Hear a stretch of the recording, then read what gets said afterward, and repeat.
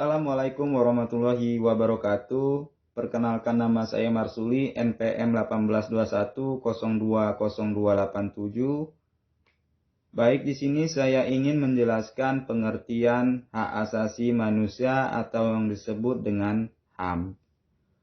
Hak merupakan unsur normatif yang melekat pada diri setiap manusia yang dalam penerapannya berada pada ruang lingkup hak, persamaan, dan hak kebebasan yang terkait dengan interaksinya antara individu dan instansi. Dalam Undang-Undang Nomor 39 Tahun 1999 tentang hak asasi manusia, pasal 1 disebutkan bahwa hak asasi manusia adalah seperangkat hak yang melekat pada hakikat dan keberadaan manusia sebagai makhluk Tuhan yang Maha Esa dan merupakan anugerahnya yang wajib dihormati, dijunjung tinggi, dan dilindungi oleh negara, hukum, pemerintahan, dan setiap orang demi kehormatan serta perlindungan hakikat dan martabat. Dapat disimpulkan bahwa HAM merupakan hak yang melekat pada diri manusia yang bersifat kodrati dan fundamental sebagai anugerah Tuhan yang harus dihormati, dijaga, dan dilindungi oleh setiap individu, masyarakat, atau negara. Dalam memenuhi kepentingan perseorangan tidak boleh merusak kepentingan orang banyak atau kepentingan umum. Karena itu, pemenuhan, perlindungan, dan penghormatan terhadap HAM harus diikuti dengan pemenuhan terhadap KAM atau yang disebut dengan kewajiban asasi manusia dan TAM, tanggung jawab asasi manusia. Dalam kehidupan pribadi, kemasyarakatan, dan bernegara. Dapat disimpulkan bahwa hakikat HAM adalah keterpaduan antara HAM, KAM, dan TAM yang berlangsung secara bersinergis dan seimbang. Assalamualaikum warahmatullahi wabarakatuh. Perkenalkan, nama saya Esy Eka Putri Alidrus, NPM 1821020193. Di sini saya akan menjelaskan tentang sejarah singkat hak asasi manusia di Indonesia. Indonesia telah ikut bersama dengan negara lain untuk memperjuangkan hak asasi manusia, sebab itu merupakan fundamental. Dan Pancasila sebagai dasar negara Indonesia pun menjunjung tinggi penegakan hak asasi manusia tersebut.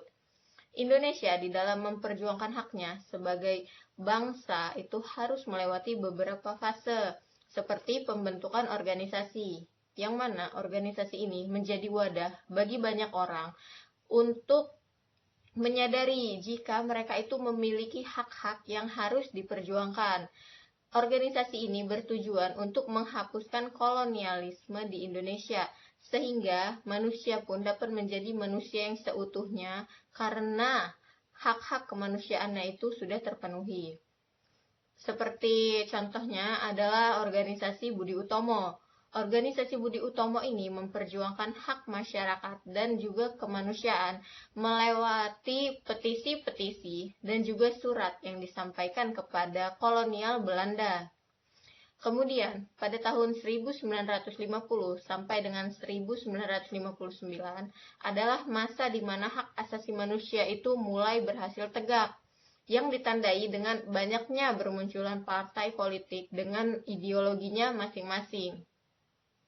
Selanjutnya pada tahun 1966 sampai dengan tahun 1998 adalah masa di mana Presiden Soeharto menjabat 30 tahun lamanya, dan di sini terjadi banyak sekali pelanggaran HAM.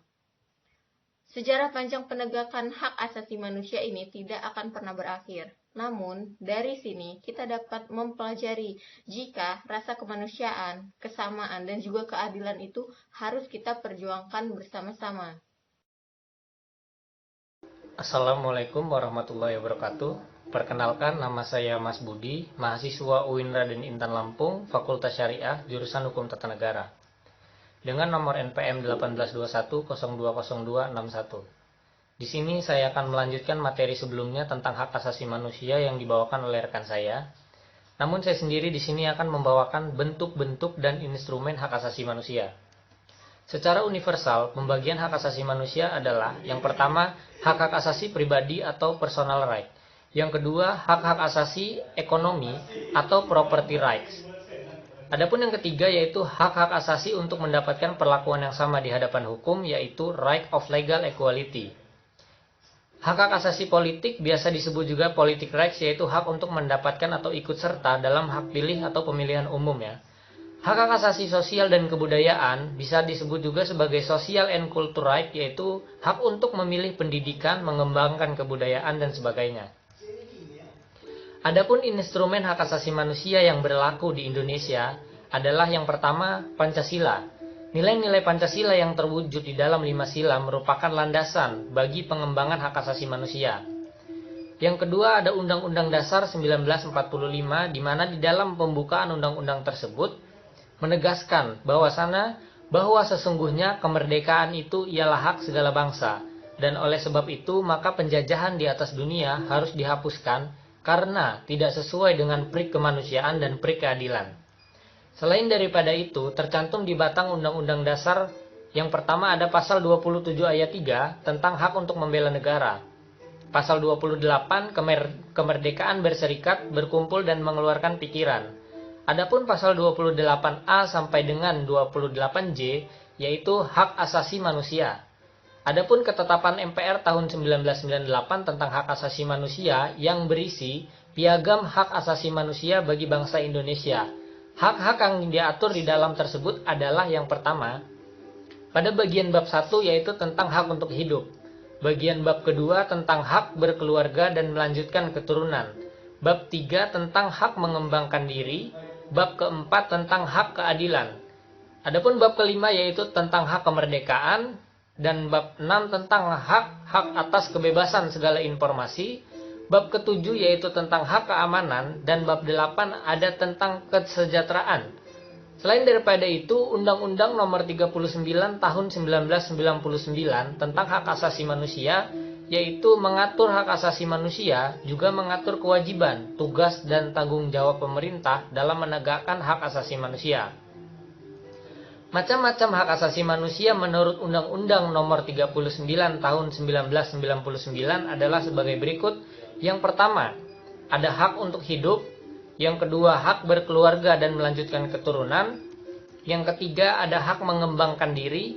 Yang keempat, hak memperoleh keadilan. Yang kelima, ada hak atas kebebasan pribadi.